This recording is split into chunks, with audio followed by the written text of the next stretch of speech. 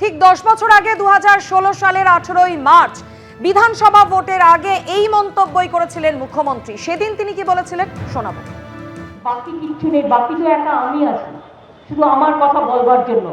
তাই বলে মনে রাখবেন, প্রার্থী গৌতম দেব বা খগেশ্বর নয়, বা বাইচুং ভুটিয়া নয়, বা অনিল অধিকারী নয়, বা অনন্ত দেব অধিকারী নয়, বা রবীন্দ্রনাথ ঘোষ নয়, বা অর্ঘ্য রায় প্রধান নয়, বা আমার পবন লামা নয়, উইলসন চম্পামারি নয়, শান্তা ছেত্রী নয়, ক্যান্ডিডেট হচ্ছে মমতা ব্যানার্জি। 294টা সিটে আমি প্রার্থী। নিজের কেন্দ্রে প্রচারে নামলেন ফিরহাদ হাকিম। এই প্রথম কলকাতা বন্দর কেন্দ্রে প্রচারে ফিরহাদ হাকিম। মুখ্যমন্ত্রী কেন্দ্র ভবানীপুরে প্রায় প্রতিদিন প্রচার করছেন ফিরহাদ হাকিম, আর এবার কলকাতা বন্দর বিধানসভা কেন্দ্র থেকে জানিয়েছেন ফিরহাদ হাকিম।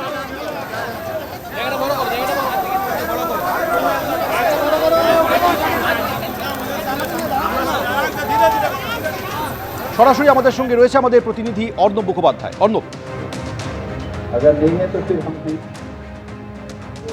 দেখো, কলকাতা বন্দর এলাকায় প্রচারে নেমেছেন ফিরহাদ হাকিম। তিনি কলকাতা বন্দর এলাকারই প্রার্থী আমরা দেখতে পাচ্ছি।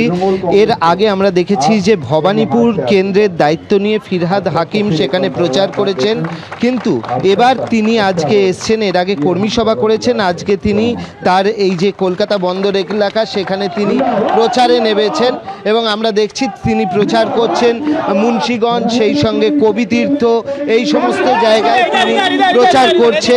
ফিরহাদ হাকিম আমাদের সঙ্গে রয়েছেন এবং নিজের এলাকায় ববিদা ভবানীপুরে প্রচার করেছেন, এবার নিজের এলাকায় কতটা সময় বের করছেন কি করে, আর এখানের এলাকার জন্য কি বলবেন? বন্দর এলাকায় বন্দরে যতটা ডেভেলপমেন্ট, আগে যখন 15 বছর আগে এসেছিলাম, বন্দরও একটা পিছিয়ে পড়া এলাকা ছিল, কারণ বন্দরের মানুষ রোজ আনা রোজ খাওয়া মানুষ।